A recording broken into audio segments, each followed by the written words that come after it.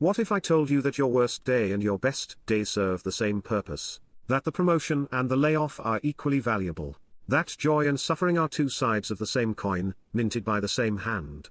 You'd probably think I was crazy, or a fortune cookie writer. But 3,000 years ago, the wisest man who ever lived wrote something that turns our entire understanding of happiness upside down. When times are good, be happy. But when times are bad, consider this: God has made the one as well as the other. Let me tell you about Sarah. 2 years ago, everything fell apart. She lost her job in a round of corporate layoffs. Her relationship ended. Her father was diagnosed with cancer. She spent months asking the question we all ask when life breaks: why is this happening to me? But something strange occurred in that darkness. She started noticing things: the way morning light hit her coffee cup, the text from a friend checking in, the small mercy of waking up without immediate panic. She learned what it meant to need help, and found she wasn't alone. She discovered strengths she didn't know she had.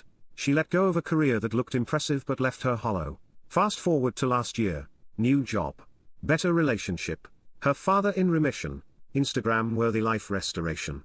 And you know what she told me? I'm grateful for both years.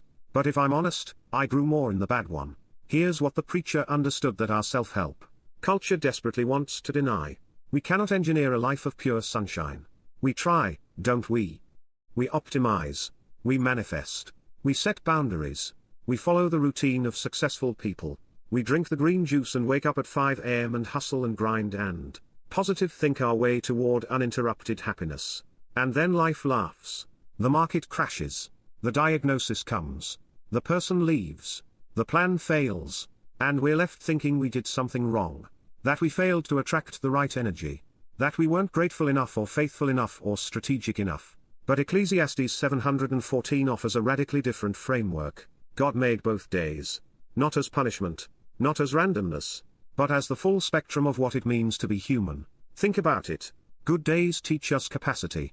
We discover what we can build, create, enjoy, and celebrate. We experience the goodness woven into creation. We taste the joy we were designed for. But good days can also make us complacent, self-sufficient, forgetful of our dependence on anything beyond ourselves. Bad days teach us a different curriculum. They reveal what we're really made of. They strip away the superficial and show us what matters. They force us to reach for something beyond our own strength. They make us human in ways that success never could. Our culture has declared war on bad days. We medicate every discomfort. We scroll past every difficult emotion. We restructure our entire lives to avoid inconvenience, let alone suffering. And in doing so, we've created a generation terrified of anything that doesn't feel good immediately. We've forgotten that a muscle only grows under resistance, that a diamond requires pressure, that a person becomes wise through weathering storms, not avoiding them. The verse says, consider this. Not panic about this. Not deny this. Consider, reflection, contemplation, the willingness to sit with mystery instead of demanding immediate answers. So here's what I'm suggesting. What if you stopped dividing your life into good days and bad days, and started seeing them as simply days? Days that God made. Days that have something to teach you. Days that are part of a larger story you can't see yet. On the good days, practice gratitude instead of entitlement.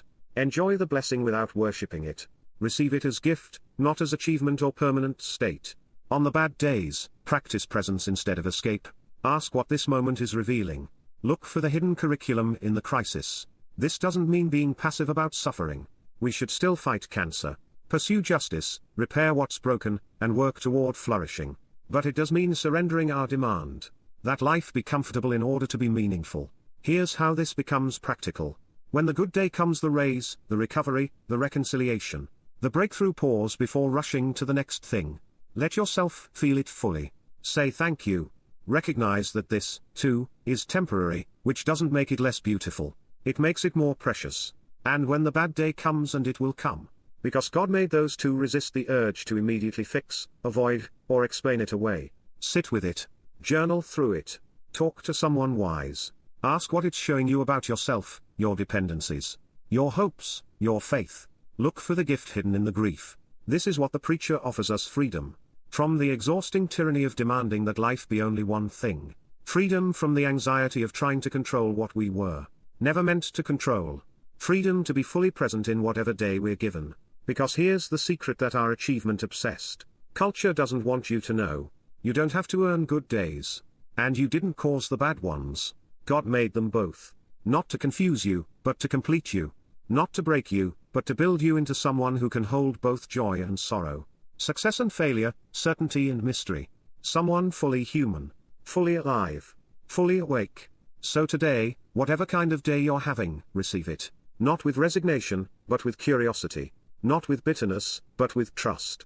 Not demanding to know why, but willing to discover what. The good days are coming.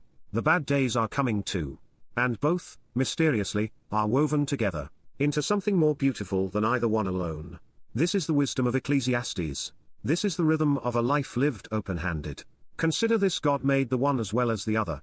And in that truth, there is strange and liberating peace.